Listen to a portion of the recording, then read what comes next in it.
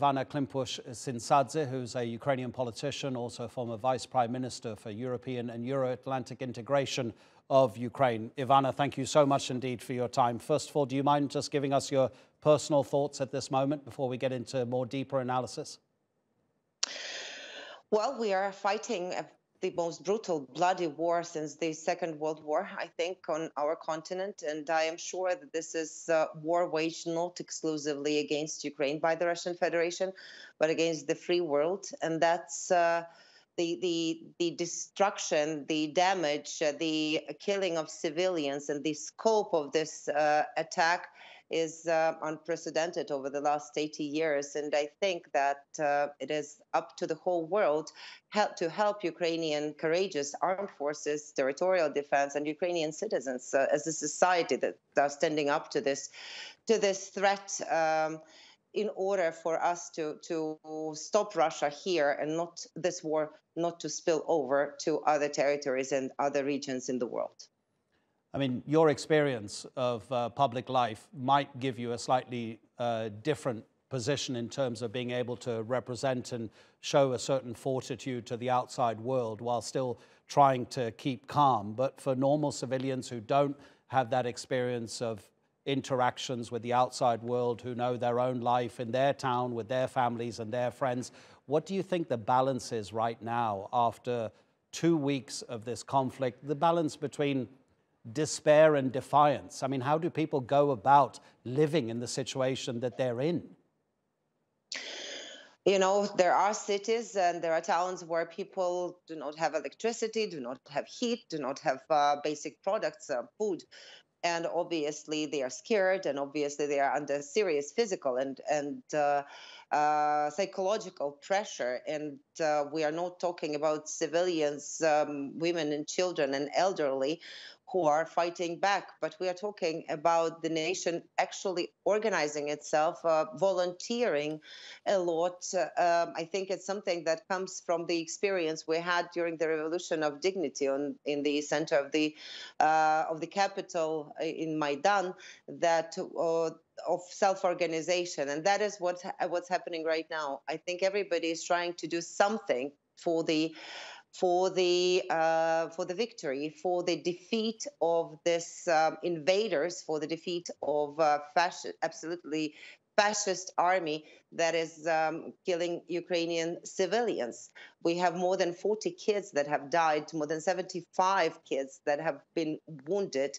Unfortunately, they are shooting at people who are, for example, saying no to giving food to occupiers, or right at the doorsteps of their houses. I mean, such cruelty.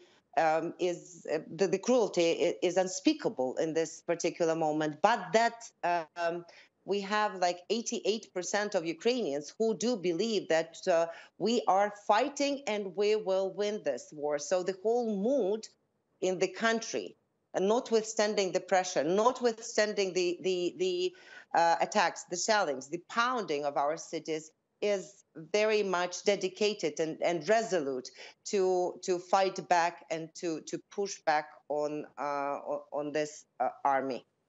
Ivanna, you're talking as if at the moment there's no room for compromise, which of course would be understandable. You're facing one of the world's mightiest militaries. Do you not think that if it is to go to the end, the way Volodymyr Zelensky has told the British Parliament, and the Ukrainian people will fight to the end, that actually there may be no victory at all? Because even if it ends up being some kind of guerrilla conflict against an occupying force, we don't know what's going to happen, of course, in the next few weeks or months. Who knows how long it will carry on? But if it is going to be an eternal confrontation with the Russian military, does that almost seem as if it would become endless? I want to remind you that this is an unprovoked war that Russia has waged against us. Ukrainians have not been attacking anyone. Ukrainians have not been shelling on anyone. Ukrainians just have their dreams and of joining the European community, the transatlantic community, and wanted to live in peace and prosperity. That was the country before the Russian attack has started on the 24th of February. But You have to understand, with such a neighbor as Russian Federation, there is no way that we could live as a neutral country. For example, there is no way that we can live as a country that is not militarily capable to withhold its attack. Russia will not give up. Russia wants to erase Ukrainians as nation and Ukraine as a state from the map of the world. They've been trying to do that historically back in the 19th century, in the 20th century during Great Famine, where millions of Ukrainians have died on the most fertile soil of Europe. We were dying of hunger. And this is yet another attempt to erase us from the world scene. So we have only choice to fight back and to try to survive. But we need reinforcement for that, and we will not be able to do that on our own, on ourselves. That's why we are calling on the world for increased additional sanctions against Russian Federation and military enhancement of our territorial defense and our armed forces. And you are saying you're doubting what President Zelensky has said. But for example, myself, when my services as a politician and when as a person who is capable of talking to the world, and that is what I'm doing right now in coordination with our authorities, even though I am representing opposition political party, but we are talking one voice at this particular moment. I will take also the weapon to fight. That will be my last resort. You have to understand that. A lot of my male colleagues are already in territorial defense in Kiev, for example, and some of them have enrolled back to the armed forces who have served before. So we are all doing what we can do best, each and every one of us. And that's why, yes, the resolve is right there. And you shouldn't be pushing us to any type of compromise. You have to stay strong together with the brave nation of Ukrainians, with the courageous nation of Ukrainians that nobody, including Kremlin and the West, expected to actually fight back. Kremlin's plans were the blitzkrieg, but it turned out to be the blitzfail at this particular moment. So with additional capacity, we will be able to withhold this brutality. I absolutely don't think anybody doubts the will, the desire, or the ability of the Ukrainian people and its military to fight back against the Russian military. Absolutely not. The reason I was talking about compromise is that ABC News interview that President Zelensky has given to the American news network, where he says that he understands now. He says, I've calmed down now about this issue, and I understand that NATO will not accept Ukraine as a member of the military alliance for the foreseeable future. And he goes on in that interview to talk about the possibility of there being maybe a dialogue to be had about the status of the Luhansk and Donetsk breakaway regions in the east of Ukraine.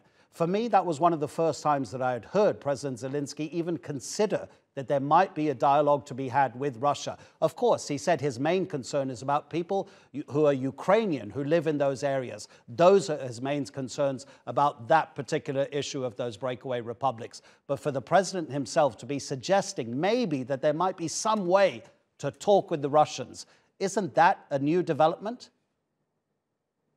It might seem to be a new development, but I hope that President takes into consideration the societal mood here in Ukraine.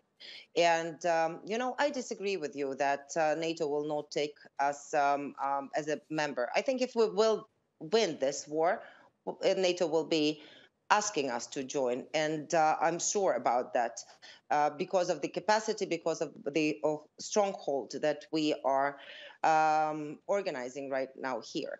So for the status of the country and its aspirations to be changed, there has to be the constitutional majority vote in the parliament. And I do not see it coming. I do not see our parliamentarians being ready to give in and to give up on this. So I think the president, even if he's suggesting some leeway for the talks, I think that he cannot deliver on everything that he's talking about. Ivanna, thank you so much indeed for your time. Ivanna Klympush-Tsintsadze speaking to us from Kiev. Thank you and stay safe.